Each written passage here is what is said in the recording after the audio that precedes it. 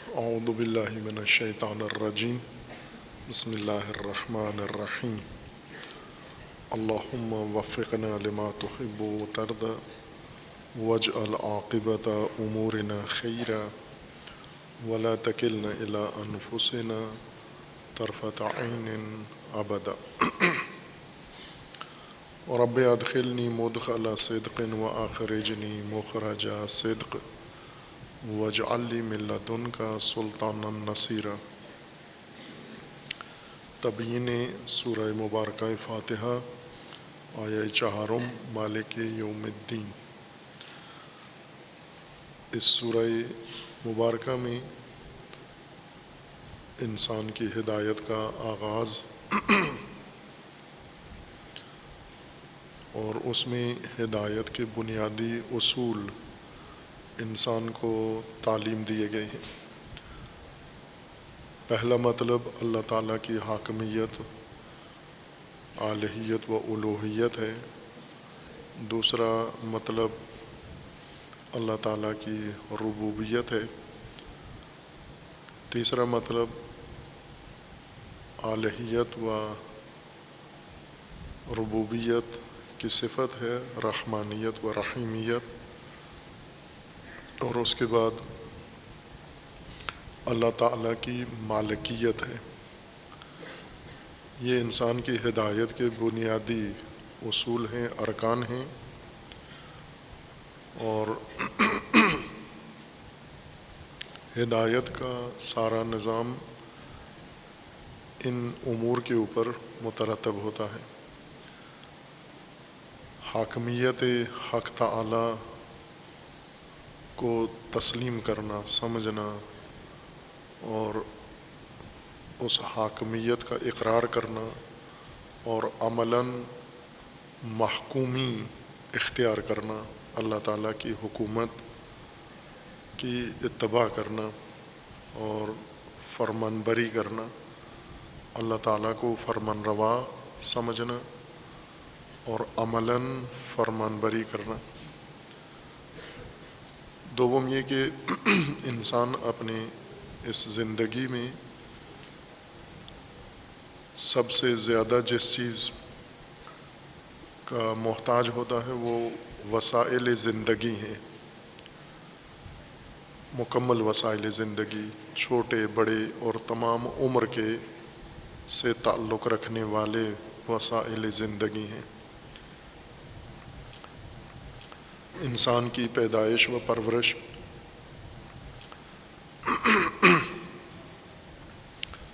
اور انسان کی زندگی کے آخری مراحل تک، لحظات و لمحات تک انسان محتاج ہے وسائل زندگی کا۔ کچھ چیزیں ایسی ہیں جنہیں انسان نے اپنے وسائل زندگی میں شامل کر لیا ہے، لیکن وہ وسیلہ زندگی نہیں ہیں، وسیلہ تفریح ہیں، وسیلہ لذت پرستی ہیں، وسیلہ ہیں سہولت کے لیے۔ یہ وسائل زندگی کا حصہ نہیں ہے۔ وسائل زندگی ان وسائل کا نام ہے جن کی مدد سے انسان پرورش پاتا ہے۔ انسان جسمانی طور پر، معنوی طور پر، نفسانی طور پر، ذہنی طور پر جن وسائل کے ذریعے سے پرورش پاتا ہے وہ سب انسان کے وسائل زندگی ہیں۔ ان کی انسان کو ضرورت سب سے زیادہ ہے، یعنی شعور پکڑنے کے بعد انسان انہی وسائل کی طرف توجہ کرتا ہے اور دھیان دیتا ہے، اور انہی کے حصول کے لیے اپنی ساری توانائیاں بیروئے کار لاتا ہے، اور یہیں پر اس کی یہ رہنمائی و ہدایت ضروری ہے کہ وسائل زندگی، وسائل پرورش یہ انسان کے رب کے اختیار میں ہے، اور رب اللہ ہے، اور یہی وسائل زندگی کے لیے جو اہم اور موضوع انسان کے لیے اہمیت رکھتا ہے، اور انسان کی زندگی عموماً، اکثر زندگی، بیشتر زندگی اس امر کے لیے گزرتی ہے وہ مالکیت ہے، ان وسائل کی مالکیت و تملک، جو اس کی پرورش کا ذریعہ ہیں، جو اس کی رشد کا ذریعہ ہیں، ان کی پرورش، ان کا حصول اور ان کا تملک، ان کا مالک بننا، یہ انسان کی زندگی میں دو اہم موضوعات ہیں، اور ہدایت میں انہی دو کے متعلق انسان کو واضح رہنمائی کی ضرورت ہے۔ ایک ربوبیت کے ذریعے بیان ہوا ہے کہ تمام وسائل ضرورت، وسائل زندگی انسان کے وہ رب کے طرف سے ہیں، چونکہ عالمین کا رب عالمین کا پرورش دہندہ اور عالمین کو وسائل حیات و وسائل زیست فراہم کرنا یہ اللہ تعالیٰ کا کام ہے، اور اسی طرح ان وسائل کی مالکیت بھی اللہ کے پاس ہے، اور مالکیت کو عمومیت کے ساتھ ذکر کیا گیا ہے۔ مالک یوم الدین، اللہ مالک یوم الدین ہے۔ مالکیت کے ساتھ آگے اضافہ جو کیا گیا ہے وہ یوم الدین کا ہے۔ یوم الدین عموماً مترجمین نے، مفسرین نے، علماء نے اور مسلمین نے، ہر عہد کے مسلمین نے اس کو تطبیق کیا ہے، یوم الدین کو یوم القیامہ پر، آخرت پر اس کو منطبق کیا ہے کہ اللہ مالک ہے قیامت کا۔ دین کا معنی جزا و سزا کیا ہے اور حساب، اور چونکہ قیامت میں یہ حساب ہونا ہے، جزا و سزا کا عمل ہونا ہے، اس لیے اس کا مصداق قیامت کو قرار دے کر منطبق قیامت پر کیا گیا ہے۔ اور ظاہر ہے کہ جب ایک مصداق معین یوم الدین کا طے کر لیا جائے تو باقی مصادیق سے مطلب ہٹ جاتا ہے۔ جب ایک عمومی بات کی جا رہی ہو اور اس کو ایک خاص مصداق کے اوپر منطبق کر دیا جائے تو باقی مصادیق سے خود ہی یہ بات منصرف ہو جاتی ہے، یعنی پھر جاتی ہے، گفتگو ہٹ جاتی ہے۔ ہم روزمرہ گفتگو میں بھی یہ چیز ملاحظہ کرتے ہیں، مشاہدہ کرتے ہیں کہ ایک عمومی بات سب سے تعلق رکھنے والی جب کسی خاص فرد یا گروہ کو مد نظر رکھ کر کی جائے، یا مثال کے طور پر انہیں پیش کیا جائے یا ان پر یہ عمومی ضابطہ منطبق کیا جائے تو باقی یہ سمجھتے ہیں کہ ہمیں شامل نہیں ہے، باقی مصادیق سے مطلب پھر جاتا ہے، ہٹ جاتا ہے۔ اس کو اصطلاح میں، طالب علمانہ اصطلاح میں اس کو انصراف کہتے ہیں، منصرف ہو جانا۔ اور یہی ہوا ہے مالکیت اللہ یوم الدین کے متعلق، اور یوم الدین کو یوم معاد پر، قیامت پر منطبق کرنے سے یہ مالکیت یوم الدین باقی مصادیق سے منصرف ہو گئی ہے اور مختص ہو گئی ہے فقط قیامت کے ساتھ۔ لیکن اس آیت کے اندر کوئی ایسا قرینہ نہیں ہے کہ یہاں پر مقصود یوم الدین سے قیامت مراد ہے، یوم الدین سے یوم الدین مراد ہے۔ یوم زمانے کو کہتے ہیں جو قلت و کثرت کے لحاظ سے ملاحظہ نہیں ہوتا، قلت و کثرت کے لحاظ سے زمانے کی تقسیم کے لیے الگ الفاظ موجود ہیں، جیسے آنات ہیں، ساعات ہیں، یہ چیزیں زمانے کی قلت و کثرت کے پیمانے ہیں، یا ہفتہ ہے، مہینہ ہے، صدی ہے، یہ الفاظ قرون یہ زمانے کی قلت و کثرت کے لیے مقرر کیے گئے ہیں۔ لیکن یوم عمومیت رکھتا ہے اس لحاظ سے کہ زمانہ قلیل ہو، کثیر ہو، لمبا ہو، چھوٹا ہو، مختصر ہو، وہ سب یوم کہلاتا ہے۔ دوسری خصوصیت یہ ہے کہ یوم زمانے کو ہی کہتے ہیں، لیکن ایک اس پہلو سے زمانے میں کوئی خصوصیت ہو کہ اس زمانے میں کوئی خاص امر واقع ہوا ہو، کوئی خاص واقعہ رونما ہوا ہو یا ہونا ہو، اس پہلو سے زمانہ مختص زمانے کو یوم کہیں گے۔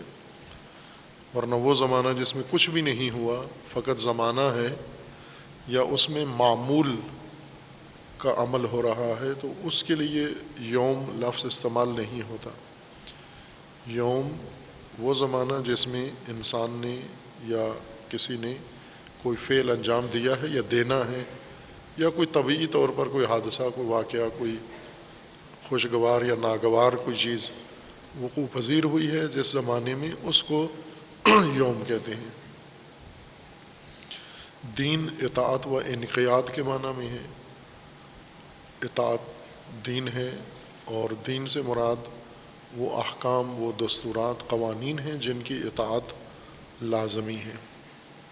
دین کا ایک ہی معنی ہے، اطاعت اور انقیاد، متعدد معنی نہیں ہے کہ جزا و سزا بھی دین کا معنی ہو، حساب بھی دین کا معنی ہو، اور اس طرح کے مختلف معنی جو عموماً ذکر کیے گئے ہیں کتابوں میں اور تفاسیر میں، وہ لوازم معنی دین ہے، اطاعت کے لوازمات میں سے ہیں کہ اگر کسی امر پر انسان اطاعت کرتا ہے، تدین کرتا ہے، یعنی فرمان روا کے فرمان کی اطاعت کرتا ہے، انقیاد کرتا ہے، تو پھر اس کا ایک نتیجہ یہ ہے کہ اس کو اس کا صلہ بھی ملتا ہے، اجر بھی ملتا ہے۔ یہ اطاعت کا لازمہ ہے، سزا یا جزا۔ اگر اطاعت ترک کرے گا تو سزا ہے، اگر اطاعت بجا لائے گا تو جزا ہے۔ خود دین سزا جزا کا معنی نہیں دیتا، لازمہ ہے اس کا۔ یوم الدین سے مراد یہ ہے کہ دین کے ظہور کا زمانہ، قواعد کے اعتبار سے دین، اسم یوم الدین کا یہ معنی ہے۔ جہاں بھی لفظ یوم الدین قرآن میں قرآن سے ہٹ کر استعمال ہو، یعنی زمانہ ظہور دین۔ دین قرآن کی اصطلاح میں اللہ تعالیٰ کے احکام، اللہ تعالیٰ کی ہدایت و دستور ہے انسان کے لیے۔ اب چونکہ انسان کے لیے ہے، لہٰذا اس کے مختلف پہلو ہیں یا مختلف اس کی صورتیں ہیں۔ بعض اوقات انسان اللہ کے اس دین کو لازم الاطاعت اور واجب الانقیاد امور کو، اوامر کو اطاعت کرتا ہے، قبول کرتا ہے اور فرمانبری کرتا ہے۔ بعض اوقات انسان نہیں کرتا، اللہ کے فرامین چھوڑ کر غیر اللہ کے فرامین مان لیتا ہے، اپنے ہی قبیلے کے کسی بڑے آدمی کی بات مان لیتا ہے، اپنے آبا و اجداد میں سے کسی کی بات مانتا ہے، جیسے بھی ہر انسان کرتا ہے۔ بڑے چھوٹے ہمارا جو ماحول ہے باقی دنیا میں مختلف تفاوت کے ساتھ ہے کہ اس کو ایک اچھی چیز سمجھا جاتا ہے ہماری تہذیب کے اندر کہ بزرگوں کی بات ہر صورت میں ماننی ہے۔ کوئی بھی خاندان کا بزرگ ہے، دادا ہے، والد ہے، اور وہ غلط بات بھی کریں تو بھی اس کو ماننا، یہ ہماری تہذیب کے اندر قدروں میں شمار ہوتا ہے، اور خاندانوں میں یہ چیز بہت ہی ارزش مند سمجھی جاتی ہے، اور اس سے دوری کو بغاوت یا نافرمانی سمجھا جاتا ہے۔ عموماً قابل مذمت ہے کہ کوئی جوان یا کوئی بڑا آدمی وہ اپنے بزرگوں کے طور طریقے کو نہیں مانتا یا ان کی ہر بات کو اطاعت نہیں کرتا، اسے معیوب سمجھا جاتا ہے ہمارے ماحول میں۔ یعنی بزرگوں کو، بڑوں کو ہر صورت میں ان کے دستورات، ان کے فرامین، ان کے رجحانات کو واجب سمجھا جاتا ہے، اطاعت اس کی، انقیاد اس کا۔ یہی دین ہے، اسی کو دین کہتے ہیں۔ کسی بڑے بزرگ کی کی بات کو، بعض اوقات وہ بزرگ بڑا وہ اپنی بات نہیں کر رہا ہوتا، وہ اللہ کا حکم ہمیں بتا رہا ہوتا ہے. یہاں پر اگر انسان اس کی اطاعت کرے تو یہ اللہ کی اطاعت ہے، اور وہ بھی اللہ کی اطاعت کروا رہا ہے اپنی اولاد سے. لیکن اتنے بزرگ کم ہیں، ایسے بزرگ بہت قلیل ہیں جو اپنی اولاد سے اللہ کے فرامین انجام دلوا رہے ہوں اور احکام خدا ان کو بتا رہے ہیں اور ان پر عمل کروا رہے ہوں. بزرگوں کے ظاہر ہمارے جو کلچرل بزرگ ہیں، خاندانی بزرگ ہیں، یہ اللہ کے احکام تو خود بھی نہیں جانتے. یہ اپنے آباء سے سیکھی ہوئی باتیں یا اپنی زندگی میں تجربات کی بنیاد پر اپنی اولاد کو فرامین صادر کرتے ہیں اور اس کو اولاد سے عملی کرنے کے لیے زور دیتے ہیں. اگر اولاد انہیں نہ مانے ناراض ہو جاتے ہیں. اسی کو دین کہتے ہیں. یہ باپ کا دین ہے، یعنی باپ کے فرامین کو جو بھی باپ کہے، اگر یہ باپ اللہ کے احکام ہم سے کروا رہا ہے تو یہ اللہ کی اطاعت ہے، یہ دین ہے، یہ اللہ کا دین ہے. یہ معلم کے طور پر، مربی کے طور پر، شفیق باپ کے طور پر جو کچھ اولاد کو کہتا ہے اور اولاد کرتی ہے، یہ سب دین ہے اللہ کا. لیکن اتنے باپ، ایسے باپ قلیل ہیں جو اللہ کا دین خاندان میں اور اولاد کو ابلاغ کرتے ہیں. اکثر اپنی ذاتی خواہشات یا اپنی آبائی اصول، اپنا رسم و رواج اور اپنی خاندانی قدریں اولاد سے منواتے ہیں. تو یہاں پر انسان دین ہی انجام دے رہا ہے، لیکن دین اب ہے نہ دین اللہ، دین آبا ہے. دین اطاعت کو کہتے ہیں، یہ آبا کی اطاعت کرتا ہے نہ اللہ کی اطاعت کر رہا ہے. ظاہر ہے جب انسان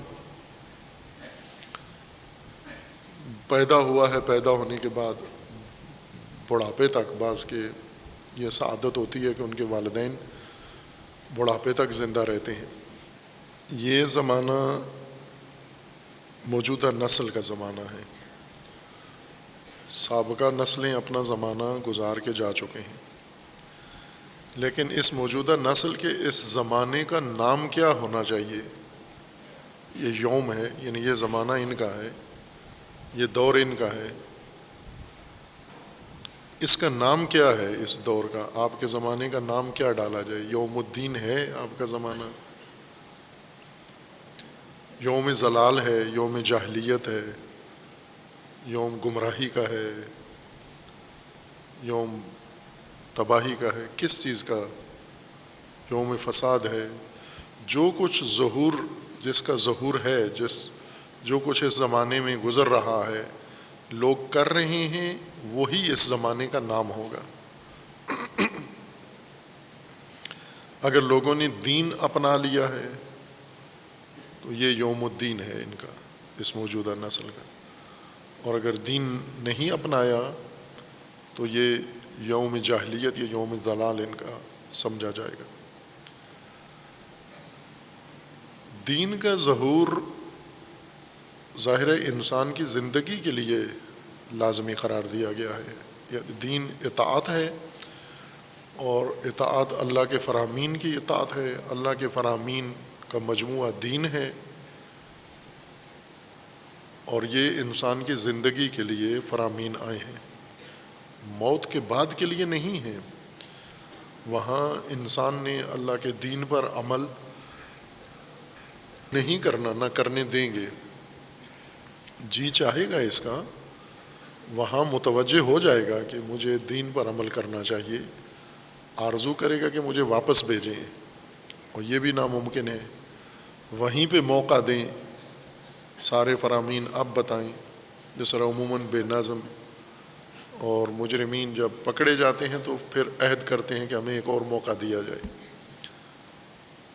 پھر تکرار کرنے کا، جرم و بے نظمی تکرار کرنے کا اور موقع دیا جائے. یہ قیامت میں بھی یہی مطالبہ کریں گے، درخواست کریں گے کہ ہمیں موقع اور دیا جائے، اور نہیں ملے گا، چونکہ وہاں سے نہ وہاں اطاعت کا میدان ہے اور نہ یہاں واپس آ سکتے ہیں. بس یوم الدین، دین کے اطاعت کا یوم، اطاعت کا زمانہ، فرمان بری کا یہی زمانہ ہے. یہ نافرمانی میں گزار دیا، پھر دوبارہ لوٹ کر یہ زمانہ نہیں ہمارے ہاتھ آنا. قیامت یوم الدین ہے. یوم الدین سے مراد یہ نہیں کہ وہاں بھی یہی سلسلہ ہوگا، اگر یہاں نہیں کر سکے تو وہاں جا کر اطاعت کر لیں گے. قیامت مسادی کے یوم الدین میں سے ہے، یعنی وہاں پر بھی دین خدا کے ظہور کا دن ہے. وہاں اطاعت مطلقہ اللہ کے فرامین کی ہوگی قیامت میں. لیکن یہ فرامین جو یہاں دنیا کے لیے ہیں یہ نہیں ہوں گے. وہاں قیامت کے اپنے الگ فرامین ہیں، اپنے الگ دستورات ہیں، اللہ تعالیٰ کے جداگانہ فرامین ہیں قیامت کے لیے.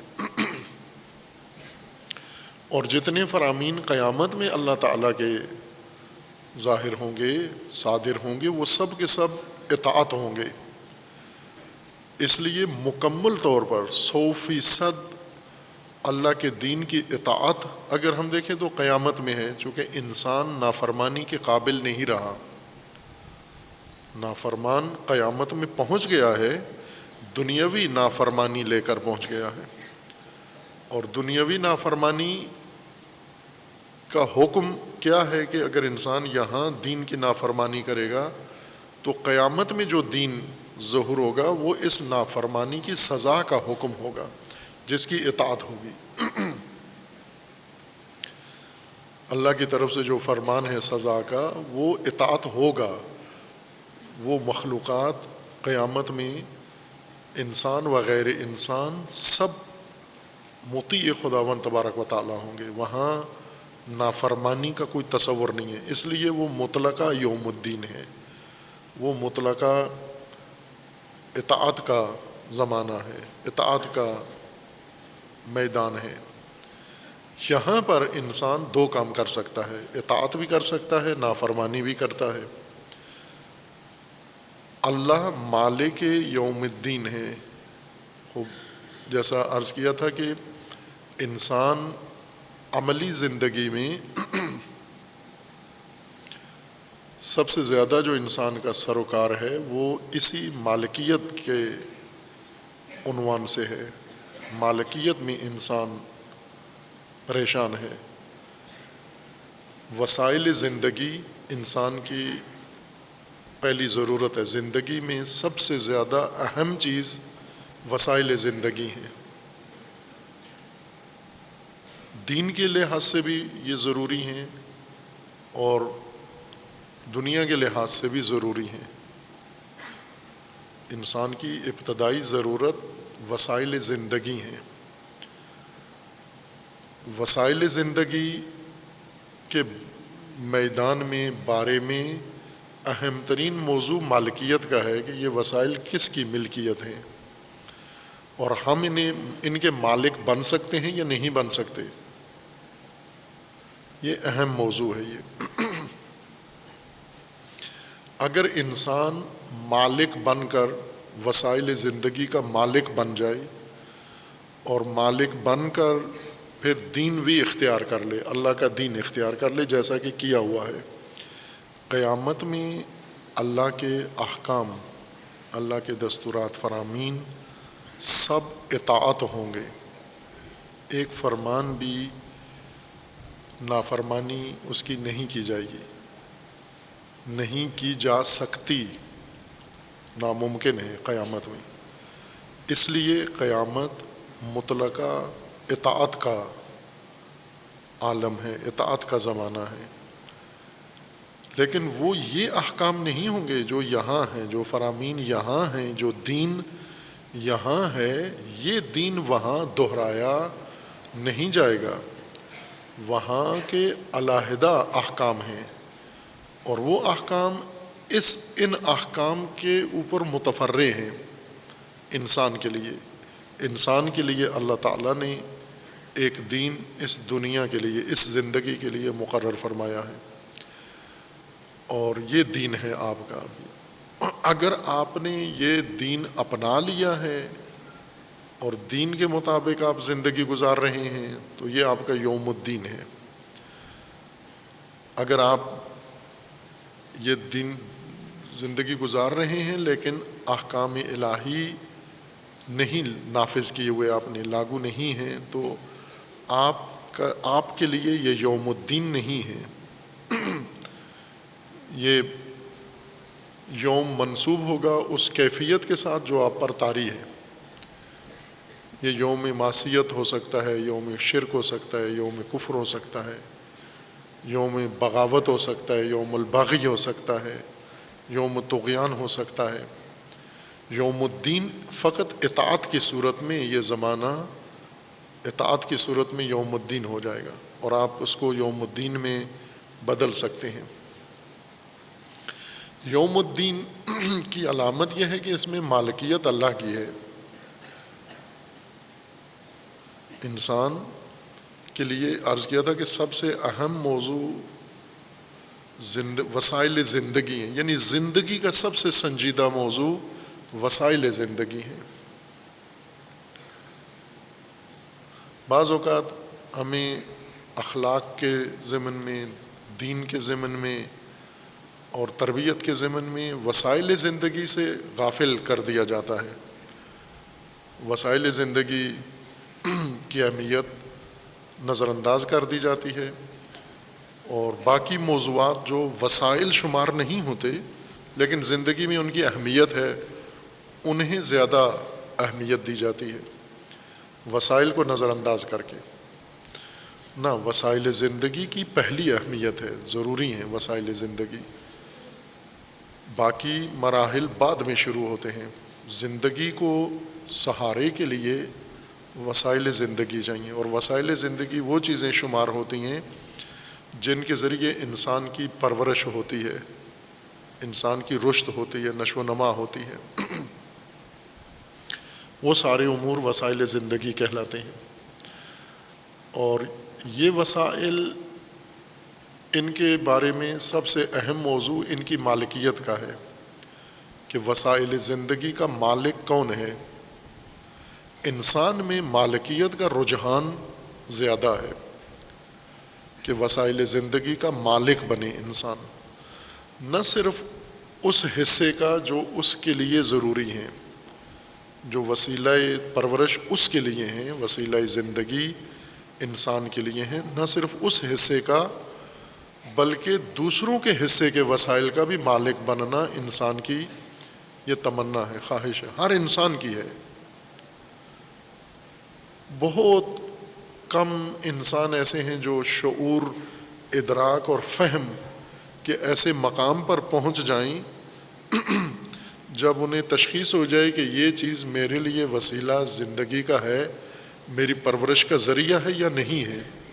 اگر نہیں ہے پرورش کا ذریعہ، اس کو چھوڑ دے، اس سے دستبردار ہو جائے۔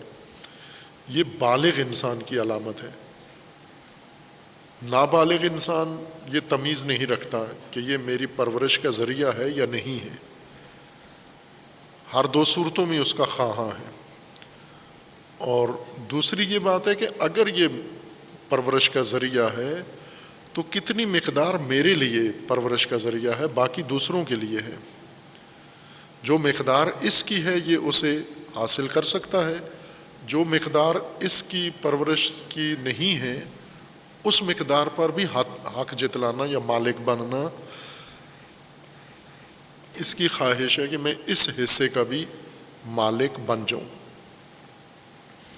اسی انسانی رجحان کا نتیجہ ہے جاگیرداری اور سرمایہ داری نظام۔ انسان کے اس رجحان کے نتیجے میں یہ نظام وجود میں آیا ہے۔ خب یہاں دین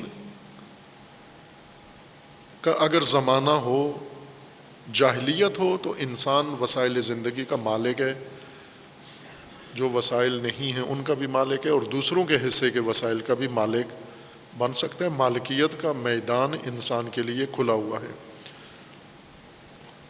لیکن اگر دین کا زمانہ ہو، یوم دین ہو، ایک نسل زمان دین اور نظام دین میں پرورش پا رہی ہو، اس کے لیے پہلی چیز تصدیق یہ ہے کہ یہ مالکیت میری نہیں ہے، یہ میری زندگی کے وسائل ہیں، لیکن میں ان وسائل کا بھی مالک نہیں ہوں، اللہ کی ملکیت ہے یہ ملک خدا ہیں، لیکن ہے ہمارے لیے۔ اللہ نے اپنی مالکیت کے وسائل انسان کے لیے مقرر کیے ہیں کہ انسان ان سے پرورش پائے، انسان ان سے رشد کرے۔ خوب یہ دین کا نظام ہے کہ اللہ مالک ہے وسائل کا، اور انسان ان وسائل سے استفادہ کر سکتا ہے جتنی اس کی ضرورت ہے۔ حد نہیں ہے کہ اگر اس کو اتنی مقدار میں وسائل درکار ہیں رشد و پرورش کے لیے، لیکن ہم کوٹا مقرر کر دیں کہ نہ اتنے تو نہیں مل سکتے آپ کو، اس سے کم مقدار، جتنے دوسروں کے لیے اتنے آپ کے لیے ہیں۔ نہ، اگر انسان مستعد ہے پرورش کے لیے تو اس کو جتنے وسائل ضرورت ہیں اتنے اس کو دے دیے جائیں گے، لیکن مالکیت اللہ کی اس کے اوپر قائم ہے۔ اب ان دنیا میں موت سے پہلے کی زندگی میں، اس دنیاوی زندگی کے اندر انسان نے دین کو اگر اپنا لیا، اللہ کے نظام کو، تو یہ اس کا یوم الدین ہے، اور یوم الدین میں مالک اللہ ہے۔ اگر مالک انسان بن گیا ہے تو اس کا مطلب ہے یہ یوم الدین میں زندگی نہیں گزار رہے، یہ کسی اور زمانے میں کسی اور نظام میں زندگی بسر کر رہے ہیں۔ قیامت میں یہ اختیار انسان کا ختم ہو جائے گا کہ آپ اپنے ایام اطاعت دین میں گزارو یا اطاعت دین سے باہر، یہ اختیار ختم ہو جائے گا۔ انسان و غیر انسان، چونکہ محشر انسانوں کا ہے، قیامت انسانوں کی ہے، تمام موجودات کا کہ قیامت نہیں ہے ایک معنی میں، یعنی یہ حساب و کتاب و سزا و جزا والی قیامت۔ ورنہ حقیقی معنی میں، قرآنی معنی میں تو سب کی قیامت ہے۔ جو چیز کائنات میں وجود میں آئی ہے اس کو حتماً قیامت تک پہنچنا ہے، انسان ہو یا غیر انسان، چونکہ ہر چیز تکامل پذیر ہے، کوئی چیز بھی کائنات میں ایسی نہیں ہے جو اس کے لیے اگلا مرحلہ کمال کا مقرر نہ ہو، ہر چیز نے اگلے مرحلے میں داخل ہونا ہے۔ مثلا جمادات ہیں، ان جمادات کو ایک عرصہ گزارنے کے بعد نباتات میں تبدیل ہونا ہے، ان نباتات کو آگے حیوانات میں تبدیل ہونا ہے، حیوانات کو آگے دیگر مراحل حیات میں تبدیل ہونا ہے، اور یہ سفر ہی قیامت کا سفر ہے۔ تو جو اپنی منزل کو پہنچتا جائے گا وہ قیامت میں، دالان قیامت میں داخل ہوتا جائے گا، یہ مراحل دنیا طے کرنے کے بعد۔ لیکن اس طرح سے نہیں جائیں گے کہ پتھر بھی قیامت میں اکٹھے کر لیے جائیں گے، درخت بھی سارے، جانور بھی، بھیڑ بکریاں، مرغیاں، انڈے سارے، یہ سارے ہوں گے، انسان بھی ہوں گے۔ تو کٹوں سے پوچھا جا رہا ہوگا کہ تم نے دودھ کتنا پیا ہے، چارہ کتنا کھایا ہے، تم نے دوسرے کٹے کا دودھ کیوں پیا ہے۔ یہ نہیں ہوگا، یہ صرف انسان کے لیے ہے کہ آپ کے وسائل زندگی، کٹے نے بھی قیامت میں جانا ہے لیکن ایک بہت طولانی سفر طے کر کے۔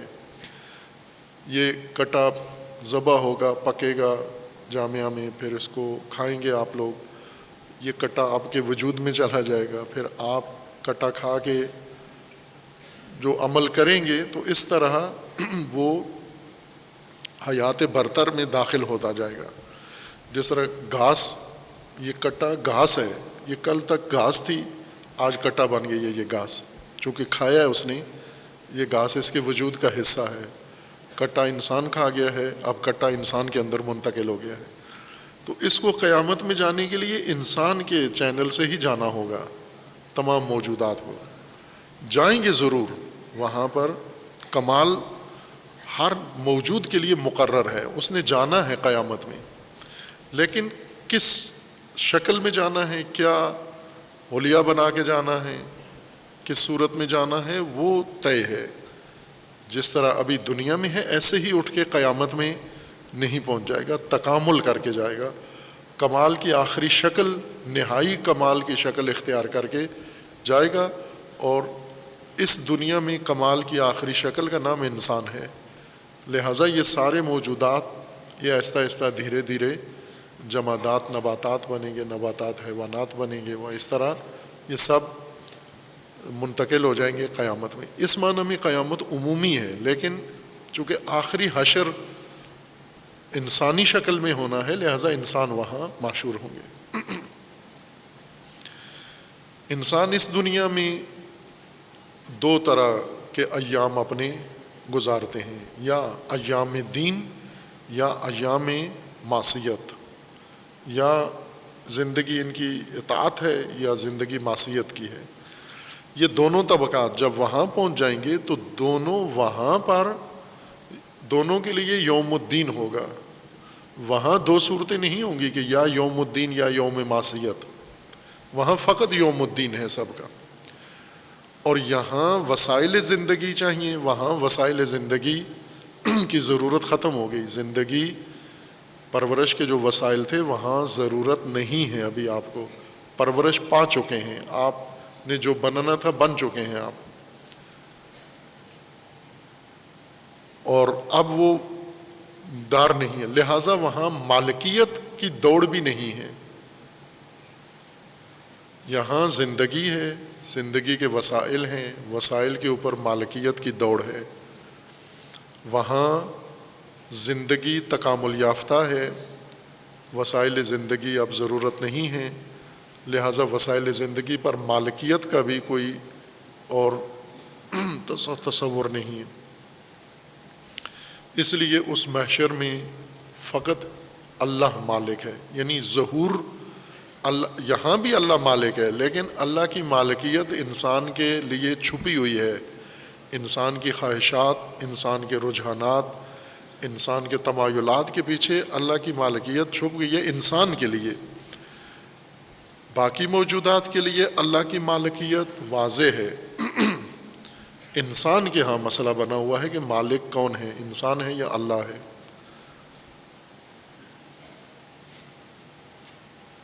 علی الاطلاق مالک اللہ کی ذات ہے، جیسے رب اللہ کی ذات ہے، لیکن انسان کبھی گمراہ ہو جاتا ہے، انسان یہ بھول جاتا ہے یا نافہمی کی وجہ سے اللہ کے علاوہ کسی اور کو رب قبول کر لیتا ہے، اور جب دوسرے کو رب مانتا ہے تو بھی اللہ ہی کی طرف سے اس کو سب کچھ مل رہا ہوتا ہے۔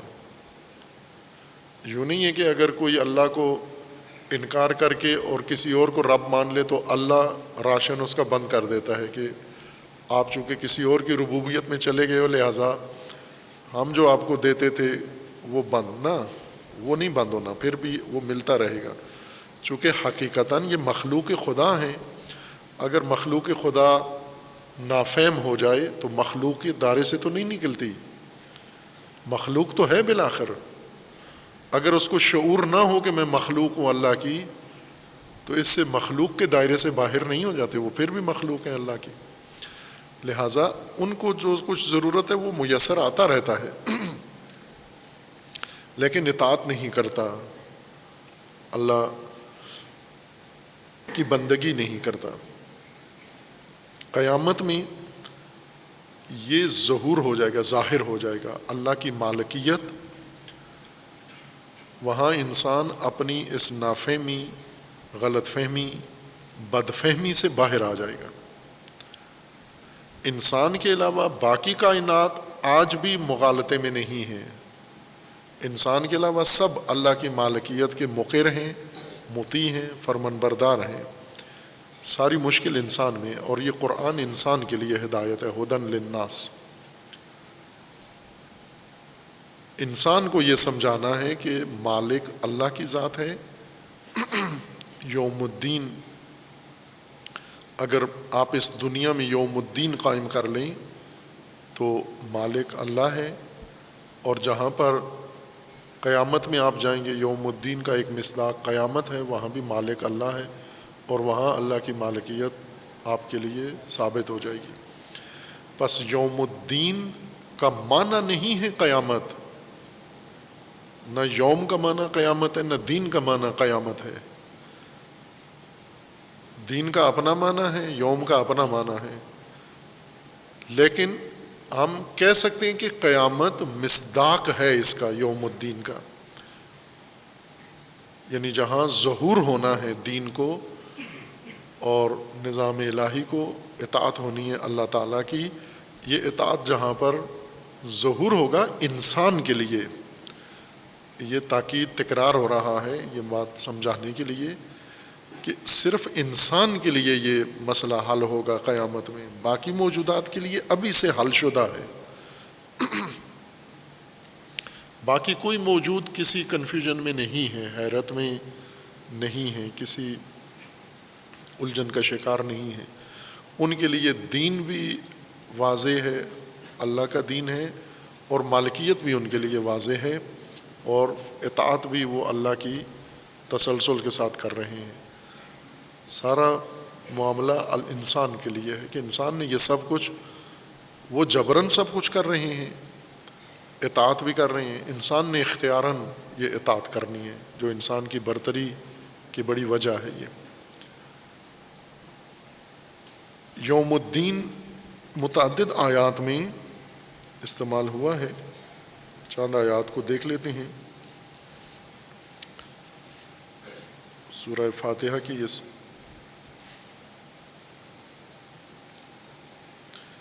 مثلاً دین کے لیے سورہ بقرہ میں آیا 193 میں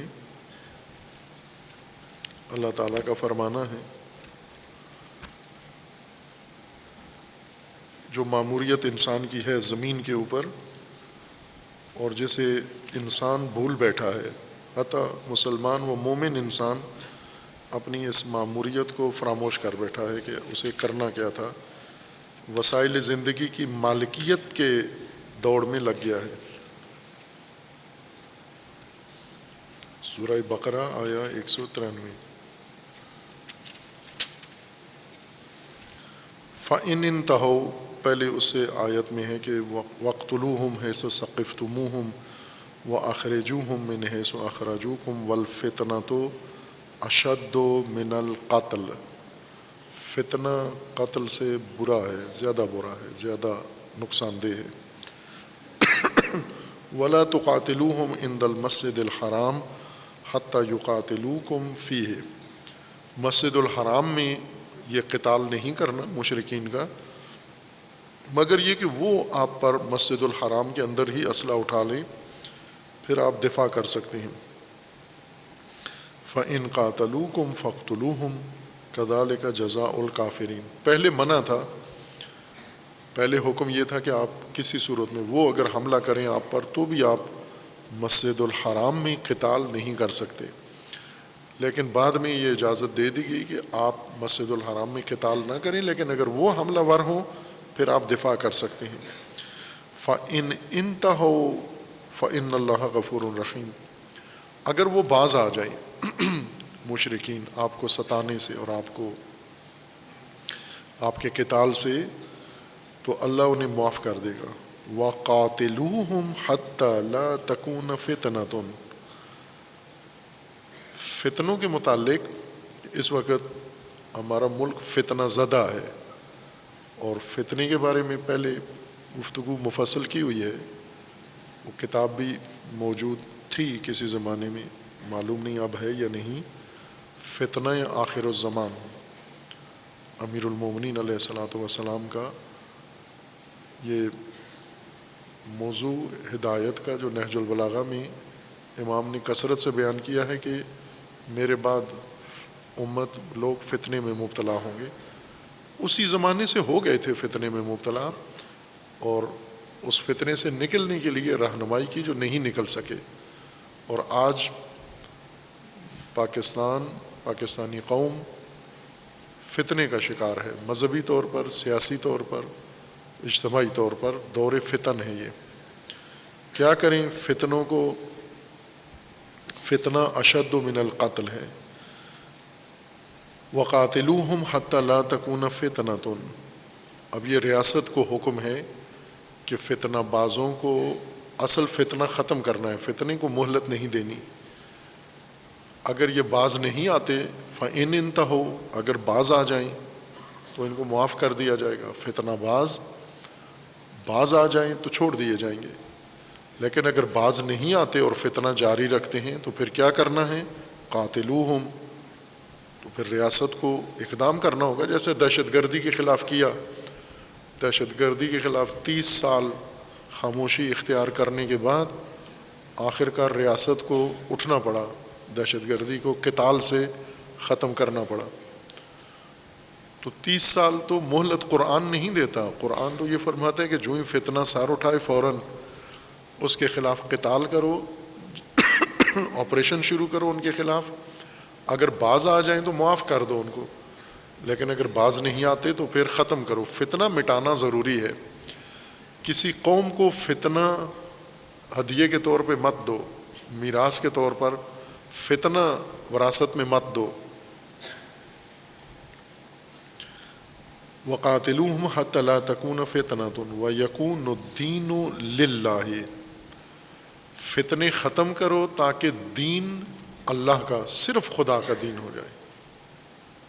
یہ ماموریت ہے مومنین کی.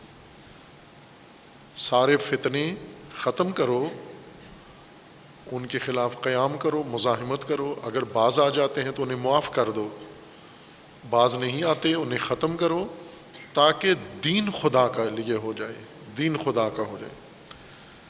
فَإِنِ انْتَهُوا فَلَا عُدْوَانَ إِلَّا عَلَى الظَّالِمِينَ. یہ ایک بہت واضح دین کے متعلق دستور ہے کہ آپ یہ زندگی جو مختصر ملی ہے اس کو دین کے بغیر آخر تک نہ پہنچاؤ، خسارے میں ہو. دین کے عنوان سے زندگی گزارو، دین کے سائے میں زندگی گزارو. یعنی اطاعت، اللہ کی حاکمیت و اللہ کی اطاعت میں یہ زندگی ساری گزرے. یہ اتنا کم اہمیت موضوع نہیں ہے کہ آپ کو اگر دین میں گزر جائے تو نور و نلا نور، نہیں گزری تو کسی طرح گزارنی تو ہے. یہ نہیں دیا گیا اختیار ہمیں دو زندگیوں کے کہ یا سیکولر زندگی گزارو یا دین کے تحت زندگی گزارو، فقط دین کے تحت. اگر فتنے رکاوٹیں ہیں تو ان کو برطرف کرو، دور کرو ان کو. اس طرح دین کے بارے میں انشاءاللہ بات آئے گی، چونکہ دین ہی تو اصلی موضوع ہے قرآن کریم کا. یہ ہدایت ہے تو دین ہے. یہ موضوع انشاءاللہ آگے مسلسل جاری رہے گا. ہم یوم الدین کو قرآن کریم میں دیکھتے ہیں کہ خداوند تبارک و تعالیٰ نے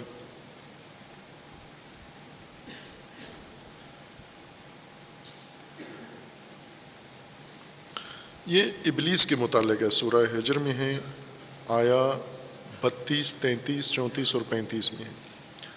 قال یا ابلیس ما لک الا تکون مع الساجدین، ابلیس تو کیوں ساجدین میں نہیں ہوا، اطاعت گزاروں میں نہیں ہوا، اللہ کا فرمان بجا نہیں لایا.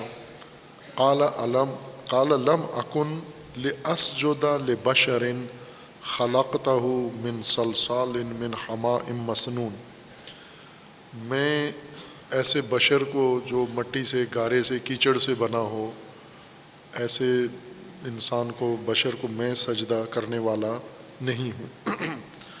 قال فاخرج منها فإنك رجیم، پس تو نکل جا پھر.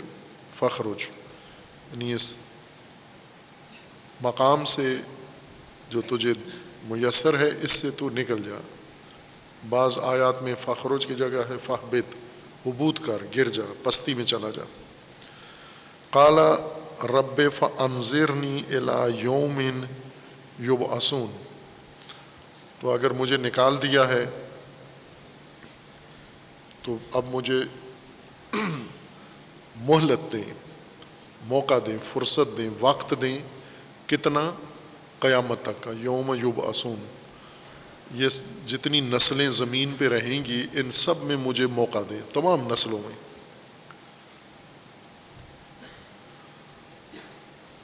ہمیں تفہیم کے لیے اس موضوع کو سادہ کر کے قرآن کریم نے ذکر کیا ہے. یہ ہے اتنا سادہ نہیں ہے کہ شیطان ہے، وہ ابلیس ایک شخصیت ہے یہ قرآن کریم کے متعلق بحث ہے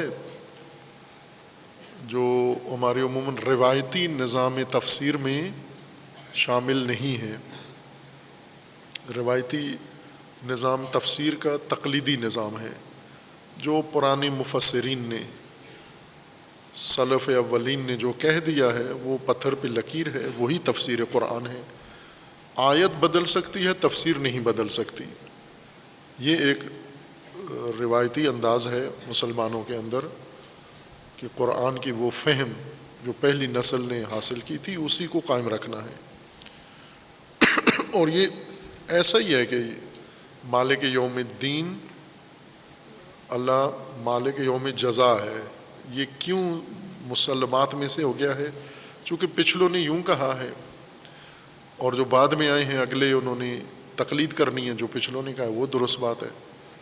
لہٰذا انہوں نے سوچے بغیر، غور کیے بغیر اس کو جاری رکھا، اور بیشتر قرآن کریم کی آیات میں یہی وجہ ہے۔ چونکہ سابقین نے اس طرح سے معنی کیا ہے، موجودین اسی طرح سے معنی کریں گے۔ اپنے آپ کو پابند سمجھتے ہیں جبکہ ہیں نہیں پابند۔ جس کو اللہ نے عقل دی ہے وہ کسی دوسرے کی فہم کا پابند نہیں ہے، ورنہ کیوں دی ہے عقل؟ اگر مجھے دوسرے کا پابند ہی بنانا تھا تو اس کو عقل دیتے، مجھے نہ دیتے۔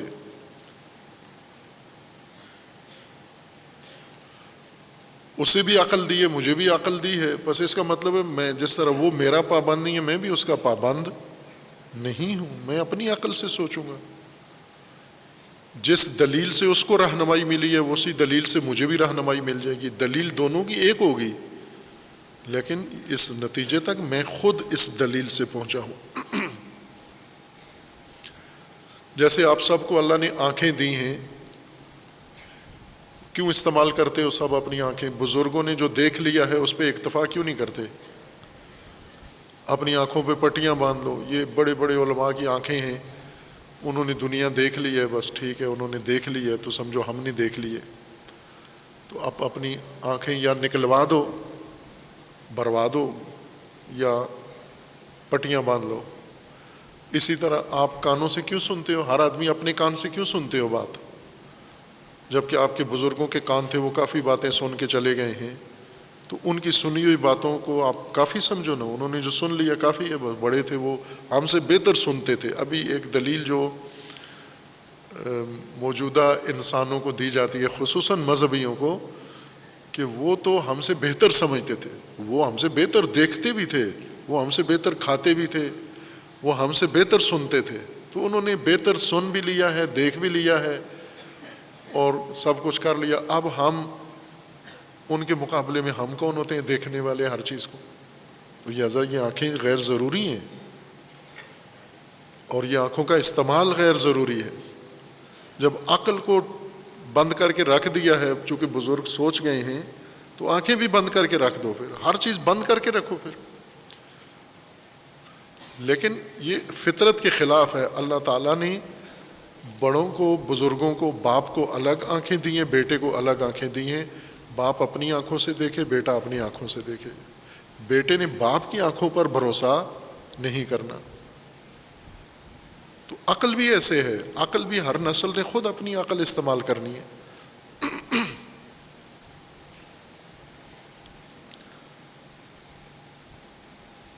قال فاخرج منها فإنك رجیم، تو نے اطاعت نہیں کی۔ ہمیں یہ بہت سادہ سا سوچتے بھی نہیں ہے نا کہ یہ فرشتہ تھا، چونکہ اللہ نے تو کہا تھا ملائکہ کو سجدہ کرو، پھر کہا کہ ابلیس نے نہیں کیا، اور کہا کہ ابلیس من الجن، تو حکم تو ملائکہ کو تھا، انکار جن نے کیا۔ یہ کیا ماجرا ہے؟ ملائکہ کے حکم میں جن کیا کر رہا تھا وہاں پر؟ تو جب حکم ہی نہیں تھا، اس کو تو حکم نہیں تھا، حکم ملائکہ کا تھا، اس کو تو ویسے لات مار کے باہر کر دینا چاہیے تھا کہ تجھے تو کہا ہی نہیں ہے۔ ابھی دنیا میں ہم کرتے ہیں نا، ابھی آپ لوگ الگ الگ تقسیم کر لیتے ہو، طالب علم الگ ہو جائیں، مومنین باقی مہمان الگ ہو جائیں۔ تو اگر طالب علموں کو کہا جائے کہ یہ سارے بیٹھے رہیں، ایک مہمان بھی بیٹھا رہے تو اسے کہتے ہیں بھئی آپ کو تو نہیں کہا تھا، آپ تو جا سکتے ہیں، طلبہ کو کہا تھا بیٹھے نہیں۔ جب ملائکہ کو کہا سجدہ کرو تو یہ ابلیس نے کہا میں نہیں کرتا، تو کہا تجھے کہا ہی نہیں ہے،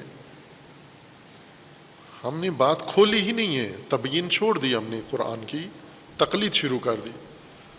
یہ کیا کر رہا تھا وہاں، کون تھا یہ؟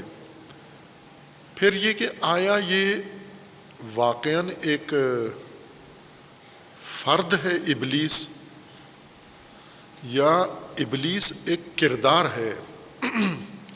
یہ بات مفسرین نہیں کرتے کہ قرآن کریم کی ہدایت کی زبان کون سی زبان ہے؟ آیا سب حکایت کی زبان ہے یا نہ تمثیلی زبان ہے؟ ہدایت دونوں زبانوں میں ہو سکتی ہے، حکایت کی زبان میں بھی ہدایت ہے، حکایت کی اور تمثیل کی زبان میں بھی ہدایت ہے۔ یہ نہیں کرتے ہمارے علماء، ہمارے مفسرین ان موضوعات میں نہیں آتے کہ یہ شیطان ابلیس، یہ آیا شیطان حکایت ہے کسی شخص، کسی موجود مخلوق کی، یا تمثیل ہے کسی مخلوق کی؟ اگر حکایت ہو تو ابلیس ایک ہی ہے فقط کائنات میں، اور وہی سب کچھ کر رہا ہے، لیکن اگر یہ تمثیل ہو پھر ایک نہیں ہے، پھر ہر گھر میں اور ہر گلی میں ایک ابلیس اور شیطان ہے، بلکہ کوئی بھی تبدیل ہو سکتا ہے اس کردار میں۔ شیطنت یا شیطان ایک کردار ہے، تمثیل ہونے کی صورت میں یہ زیادہ قابل فہم ہے اگر یہ تمثیل ہے انسانوں کے لیے۔ جب اللہ نے اسے کہا کہ سجدہ کرنے والوں میں کیوں نہیں شامل ہوا، تو کہنے لگا میں تو نہیں کرتا اس کو، یہ بشر ہے، گارے مٹی سے بنا ہوا ہے، میں اس کو نہیں کرتا۔ پھر اللہ تعالیٰ نے فرمایا کہ قال رب نکل جا، اس نے کہا انظرنی الی یوم یبعثون قال فانک من المنظرین، مل گئی تجھے مہلت یوم یبعثون تک، قیامت تک تجھے مہلت مل گئی ہے۔ ایک فرد کو مہلت مل گئی ہے یا ایک کردار کو مہلت مل گئی ہے؟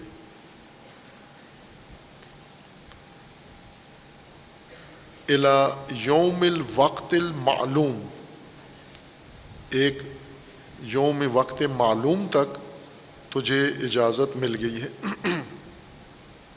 قال رب بما اغویتنی لأزینن لهم فی الارض ولأغوینہم اجمعین الا عبادک منہم المخلصین۔ خوب، اس کو بیچ میں وہ آیا جو اصل پڑھنی تھی وہ رہ گئی ہے۔ قال فاخرج منها فانک رجیم وان علیک اللعنۃ الی یوم الدین، یوم الدین تک تجھ پر لعنت ہے، تجھ پر لعنت ہے، فعلیک وان علیک اللعنۃ الی یوم الدین۔ سورہ فاتحہ میں مالک یوم الدین، یہاں پر ہے ابلیس پر لعنت ہے یوم الدین تک۔ قیامت کے بارے میں یہ ذکر ہے سورہ صافات میں، آیا 16 ہے، اس مضمون کا ادامہ ہے۔ اَإِذَا مِتْنَا وَكُنَّا تُرَابًا وَعِظَامًا أَإِنَّا لَمَبْعُوثُونَ، تعجب کے ساتھ کہ ہم ابھی زندہ ہیں، پھر مار دیے جائیں گے، پھر مرنے کے بعد دوبارہ اٹھائے جائیں گے ہم۔ آبا آباؤنا الاولون، ہماری پچھلی نسلیں بھی، آبا و اجداد بھی سارے دوبارہ اٹھائے جائیں گے۔ قل نعم، حکم ہے کہ آپ کہہ دیجیے کہ ایسے ہی آپ بھی اٹھائے جائیں گے اور آپ کے آبا و اجداد بھی۔ وَأَنْتُمْ دَاخِرُونَ فَإِنَّمَا هِيَ زَجْرَةٌ وَاحِدَةٌ فَإِذَا هُمْ يَنْظُرُونَ۔ یہ کیفیت ہے کہ کس طرح اٹھائے جائیں گے، تم مرے ہوئے ہوگے اور پھر ایک زجرہ واحدہ اٹھائیں گے اور تم سب زندہ ہو جاؤ گے. وقالو، اور جب اٹھائے جاؤ گے دیکھ رہے ہو کہ تم اس وقت یہ کہو گے وقالو یا ویلنا ھذا یوم الدین. پھر کیا کہیں گے؟ ہائے افسوس،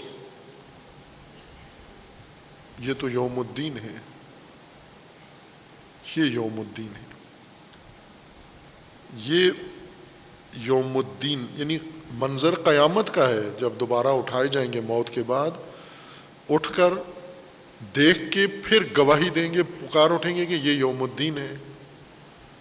ہماری مصیبت، ہماری بدبختی کہ یہ تو یوم الدین ہے. ہم تو نہیں سمجھ رہے تھے کہ یہ دن آئے گا، لیکن یہ آ گیا یہ دن. اب یوم الدین سے مراد قیامت نہیں ہے. یوم الدین یعنی جب یہ اس یوم البعث اٹھائے جائیں گے اور دیکھیں گے منظر، تو یہ یوم الدین لگے گا انہیں. یعنی یہاں پر اطاعت اللہ کی ہے، یہاں پر حاکمیت اللہ کی ہے، یہاں تو فرمان فقط اللہ کا ہے. ھذا یوم الفصل الذی کنتم بہ تکذبون. اسی طرح چند اور آیات میں یوم الدین ہے. سورہ زاریات میں ہے یسألونک ایان یوم الدین. آپ سے پوچھتے ہیں کہ کب یوم الدین کب آئے گا. ھذا نزلہم یوم الدین. جس طرح ابھی ہم کہتے ہیں نا کہ ظہور ہوگا، امام مہدی علیہ السلام کا ظہور ہوگا. ظہور ہوگا. اب جو ہمارے ذہنوں میں ذاکروں نے جو مہدویت بیان کی ہے کہ امام مہدی علیہ السلام پردہ غیبت میں، پردہ غیبت پردہ ہے کپڑے کا، ٹیکسٹائل کا، کسی جگہ لٹکا ہوا ہے اور اس کے پیچھے امام مہدی علیہ السلام ہے. ظہور کا مطلب یہ ہے کہ یہ پردہ ہٹے گا، یا خود امام ہٹائیں گے یا کوئی اور ہٹائے گا، اور جو پردے کے پیچھے ہیں وہ پردے سے باہر آ جائیں گے. پردے سے باہر آنا ظہور ہے. چونکہ غیبت پردہ ہے، پردے میں جو ہیں وہ مخفی ہیں. ظہور خفا سے باہر آنا، نظروں کے سامنے آ جانا. ظہور کا مطلب ہوتا ہے غلبہ. ظہور غلبہ. ظہور امام یعنی ظہور امامت. جیسے یوم الدین ہے، یوم الامامت ہے، وہ وقت جس میں امام ظاہر ہوں گے، یعنی امامت ظاہر ہوگی، نظام امامت برپا ہوگا. اور امامت کے علاوہ باقی نظام سارے مقہور اور مغلوب ہو جائیں گے، ختم ہو جائیں گے. حکومت امامت کی ہوگی. یوم الدین یعنی جب ظہور دین کا ہوگا. یہ یوم الدین انسان نے بنانا ہے موت سے پہلے. موت کے بعد اللہ نے یوم الدین دکھانا ہے انسان کو، یعنی اطاعت کا دن، کہ جہاں فقط اطاعت اللہ کی ہوتی ہے. انسان اگر یہ کر لے، دنیا میں یوم الدین بنا لے، اس کی علامت یہ ہوگی کہ مالکیت اللہ کی ہوگی. جب تک انسان مالک ہے، یوم الدین انسان نہیں بنا سکتا. اسلام کے نام پہ الیکشن لڑ سکتا ہے، دینی ووٹیں لے سکتا ہے، پارلیمنٹ میں جا سکتا ہے، طاغوتیت کے اوپر اسلام کا بینر لگا سکتا ہے. یوم الدین نہیں ہے یہ اس کا، جب تک مالکیت اللہ کی قبول نہیں کرتا. جب تک وسائل کا مالک بنتا رہے گا، یوم الدین نہیں ہو سکتا. چونکہ وسائل کی مالکیت اللہ کے احکام کو نافذ ہونی ہی نہیں دیتی. جب انسان مالک ہے تو پھر احکام اللہ کے لاگو نہیں ہوں گے، انسان کے لاگو ہوں گے، جیسا کہ ہوا ہے. یہ مالکیت انسان کی ہے اور نظام بھی انسان کا چل رہا ہے. اگر انسان دین کا نظام، حاکمیت دین لاگو کرنا چاہے گا، پھر نظام اللہ کا ہوگا. چونکہ یہ تسلسل ہے ان ابحاث کا، جتنا جس آیت کے اندر مراد ہے اس حد تک اکتفا کریں گے. باقی یہ مضمون جاری ہے. قرآن کریم کی ہدایت کا یہ ایک خاصہ ہے کہ کوئی بات کسی جگہ ختم نہیں ہو رہی بلکہ شروع ہو رہی ہے. فاتحۃ الکتاب میں ہدایت کا موضوع شروع ہو رہا ہے، نہ کہ ختم ہو رہا ہے. آغاز ہوا ہے. اب آغازین باس کے لیے اتنا ہی ہے جتنا فاتحۃ الکتاب میں ہے، چونکہ یہ موضوع اگلی آیات و سور میں انشاءاللہ جاری رہے گا. اللہ تعالیٰ نے توفیق دی، بعد میں بیان کریں گے. صلی اللہ علیہ محمد وعلیہ وسلم.